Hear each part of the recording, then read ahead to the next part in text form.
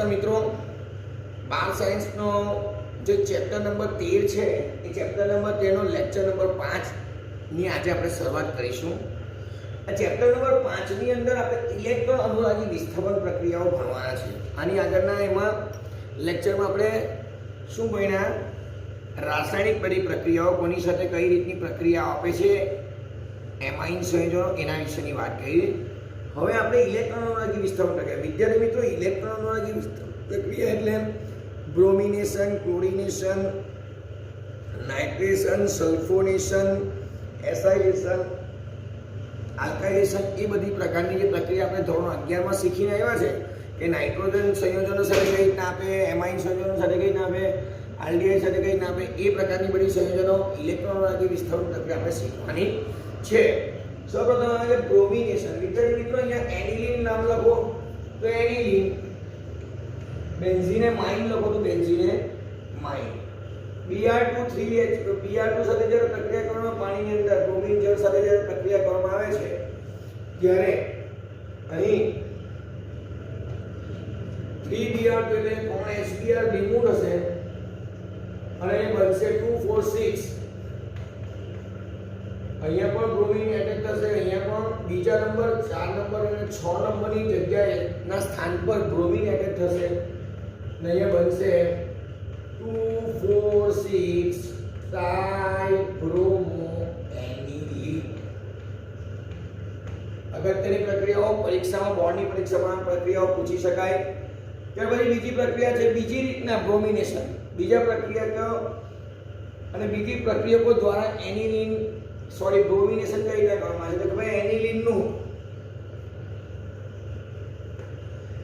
Acidic and હાઇડ્રાઇડની હાજરીમાં પિરિડીન જેવા બેઝના માધ્યમની અંદર જ્યારે પ્રક્રિયા કરવામાં આવે છે ત્યારે CH3CO RO અને અહીંયાથી H એ રીતના એસિડિક એસિડ રિમૂવ થાય છે. CH3CO આયરો O અને અહીંયાથી એક H રિમૂવ થાય એટલે એસિડિક એસિડ દૂર થાય છે. અહીંયા NH થયો, NH અહીંયાથી CO અને CH3 જોઈન થાય છે. આનું નામ બનશે N ફિનાઇલ ઇથેનેમાઇડ. અહીંયા બે કાર્બન છે, 1 અને 2. N ની સાથે ફિનાઇલ ગ્રુપ જોડે છે એટલે N ફિનાઇલ ઇથેનેમાઇડ. વિદ્યાર્થી મિત્રો, આગળ પણ કહું છું અને અત્યારે ફરી પાછું કહું છું કે જેવા તમે બંધારણીય સૂત્ર લખો એની નીચેનું નામ લખવું આવશ્યક છે. એક સારી વસ્તુ કહેવાય, એક સારી છાપ છોડે છે. હવે અહીંયા એનું બ્રોમિનેશન કર્યું છું એસિડિક એસિડની હાજરીમાં જ્યારે બ્રોમિનેશન કરું છું ત્યારે અહીંયા બ્રોમિન એ પહેલા સ્થાનમાં જાય છે. તો તમને એમ થશે કે આ જે ગ્રુપ છે બેન્ઝીન સાથે જે જોડાયેલું છે એ ગ્રુપ કઈ નિર્દેશક અસર દર્શાવે? વિદ્યાર્થી મિત્રો, એ ઓર્થો અને પેરા નિર્દેશક અસર દર્શાવે છે. હવે જે ઓર્થો અને પેરા નિર્દેશક અસર દર્શાવે તો તમને એમ થશે કે અહીંયા બ્રોમિન પેરામાં જ કેમ છે, ઓર્થોની અંદર? તો એના માટે હું તમને એક રીઝન તમને કીધું. N અહીંયા H અહીંયા C double bond O CH3. આ એક બહુ બલ્કી ગ્રુપ છે. બલ્કી ગ્રુપ એટલે કે બહુ મોટો ક્રિયાશીલ સમૂહ છે. એની બાજુમાં જો મુખ્ય પ્રોડક્ટ આ જ મળે છે. પેરાના સ્થાનમાં બ્રોમિન દાખલ થાય એ મુખ્ય નિપજ છે તમારી. પેરા બ્રોમો N ફિનાઇલ ઇથેનેમાઇડ. આનું નામ થશે પેરા બ્રોમો N મિથાઇલ ઇથેનેમાઇડ. એ તમારું નામ બનશે મુખ્ય નિપજ. પણ અહીંયા બલ્કી ગ્રુપ હોવાને એટલે કે મોટો ક્રિયાશીલ સમૂહ હોવાને કારણે એની નિપજ કેવી મળશે? ઓર્થો સ્થાનમાં જે બ્રોમિન દાખલ થાય એની નિપજ કેવી મળશે? એકદમ ઓછા પ્રમાણમાં છે. એટલે આપણે અહીંયા દર્શાવી નથી. હવે અહીંયા જ્યારે મારી પાસે એસિડિક માધ્યમ કે બેઝિક માધ્યમમાં કામ કરીએ ત્યારે ફરી પાછું શું આવી જશે? એનિલીન આવી જશે. એટલે કે NH2 સમૂહ દાખલ થઈ જશે. એટલે કે અહીંયા NH2 આવી જશે. તો આ બનશે પેરા બ્રોમો એનિલીન. તમને પૂછાશે, ધ્યાન આપજો, એનિલીનમાંથી પેરા બ્રોમો એનિલીન બનાવો તો આ માધ્યમ દ્વારા બનાવવું પડશે. એનિલીનમાંથી પેરા બ્રોમો એનિલીન બનાવો તો આ રીતે આગળ વધવું પડશે. Next, nitration. આ A ની અંદર છે બ્રોમિનેશન, B ની અંદર છે નાઇટ્રેશન. ધ્યાન આપજો, આ બહુ અગત્યની પ્રક્રિયા છે. MCQ ની અંદર ઘણી બધી વખત આ અહીંયાથી પ્રશ્ન આવી ચૂકેલો છે.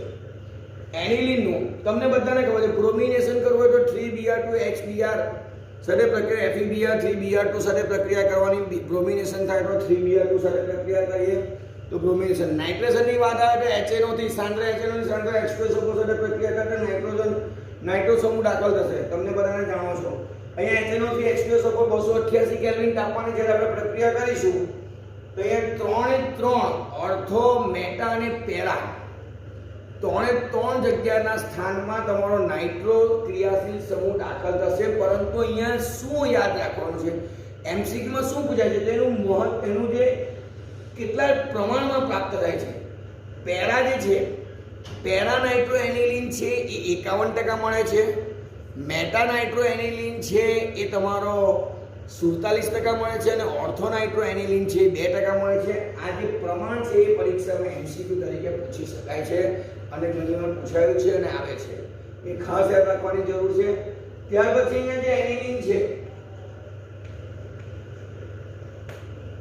ધ્યાન રાખો. બીજું જે એનિલિન છે એનું એસિડિક હાઇડ્રાઇડની હાજરીમાં અને પિરિડીન જેવા બેઝના માધ્યમની અંદર જ્યારે પ્રક્રિયા કરવામાં આવે છે ત્યારે એન ફિનાઇલ એસિટેમાઇડ બને છે. એન ફિનાઇલ ઇથેનેમાઇડ બને છે અને ત્યાર પછી એની HNO3 અને H2SO4 સાથે પ્રક્રિયા થાય તો આપણે બધા જાણીએ છીએ કે પેરા સ્થાનની અંદર નાઇટ્રો ગ્રુપ દાખલ થશે.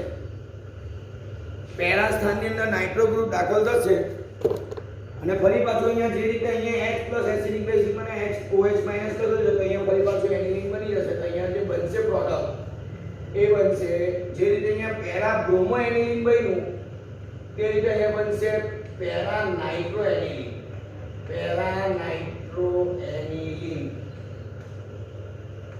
પેરા નાઇટ્રો એનિલિન પ્રાપ્ત થશે. ધ્યાન આપજો. સલ્ફોનેશનની વાત કરીશું મિત્રો. સી ની અંદર આવે છે સલ્ફોનેશન. સલ્ફોનેશન આવે એટલે સાંદ્ર H2SO4 આપણા મગજમાં આવી જાય. સાંદ્ર H2SO4 ની હાજરીમાં જ્યારે પ્રક્રિયા કરો તો એનિલિનની પ્રક્રિયા. ધ્યાન રાખો, આ એનિલિનની પ્રક્રિયા સલ્ફ્યુરિક એસિડની હાજરીમાં કરવામાં આવે તો અહીંયા આનો H અહીંયા ઉમેરાઈ જશે. આ બે છે તેમાં એક H અહીંયા આવશે એટલે કે NH3+ થશે અને એમાં એક H અહીંયા HSO4- થશે. આ રીતનું ઇન્ટરમીડિયેટ બનશે. ત્યાર પછી એને 453 થી 473 કેલ્વિન તાપમાને જ્યારે પ્રક્રિયા કરીએ તો અહીંયા NH2 અને આખું જે SO3H છે, SO3H એટલે હાઇડ્રોજન નીકળી જશે તો સલ્ફાનિલિક એસિડ બનશે. શું બનશે? સલ્ફાનિલિક એસિડ. સલ્ફાનિલિક એસિડ કોને કહેવાય? તો બેન્ઝીન રિંગની ઉપર NH2 અને એની સામે બરાબર સામે SO3H ક્રિયાશીલ કે સલ્ફોનિક એસિડ ગ્રુપ જો દાખલ થયેલું હોય તેને સલ્ફાનિલિક એસિડ કહેવામાં આવે છે. એનું રિવર્સિબલ પ્રક્રિયા થાય તો આ પ્રકારે આ હાઇડ્રોજન અહીંયા જશે તો આ રીતનું બનશે. ધ્યાન આપજો પ્લીઝ. અહીંયા NH3+ થશે અને અહીંયા SO3- થશે અને જ્વિટર આયન પણ કહેવાય છે. જ્વિટર આયન એક જ ની અંદર બે આયન પ્લસ અને માઈનસ બંને આયન જ્વિટર આયન કહેવામાં છે. એસિડિક આયન પણ અને બેઝિક આયન પણ એટલે એને જ્વિટર આયન કહેવામાં આવે છે. હવે આના પછી આવે આપણે બધાને ખબર છે કે બ્રોમિનેશન આવી ગયું, નાઇટ્રેશન આવી ગયું, સલ્ફોનેશન આવી ગયું. સલ્ફોનેશન પછી આવશે આલ્કાઇલેશન અને એસાઇલેશન એટલે કે ફિડલ-ક્રાફ્ટ પ્રક્રિયા. ફિડલ-ક્રાફ્ટ પ્રક્રિયા આપણે બધા જાણીએ છીએ કે એલ્યુમિનિયમ નિર્જર એલ્યુમિનિયમ ક્લોરાઇડની હાજરીમાં થાય છે અને આપણે બધાને એ પણ ખબર છે કે નિર્જર એલ્યુમિનિયમ ક્લોરાઇડ લुईस એસિડ છે. હવે આ નિર્જર એલ્યુમિનિયમ ક્લોરાઇડ સાથે ક્ષાર બનવાને કારણે આ જે એમાઇન સંયોજનો છે નિર્જર એલ્યુમિનિયમ ક્લોરાઇડ સાથે ક્ષાર બનાવવાને કારણે એનિલિન એ ફિડલ-ક્રાફ્ટ પ્રક્રિયા આપતું નથી. એનિલિન એ નિર્જર એલ્યુમિનિયમ ક્લોરાઇડ સાથે શું બનાવી રહી છે? ક્ષાર બનાવે છે. આ ક્ષાર બનવાને કારણે એનિલિન એ ફિડલ-ક્રાફ્ટ પ્રક્રિયા આપતું નથી અને પટેલ વિભાગ 4 ની ફાઇલ લઈ આચાર્યશ્રીની ઓફિસમાં આવશે.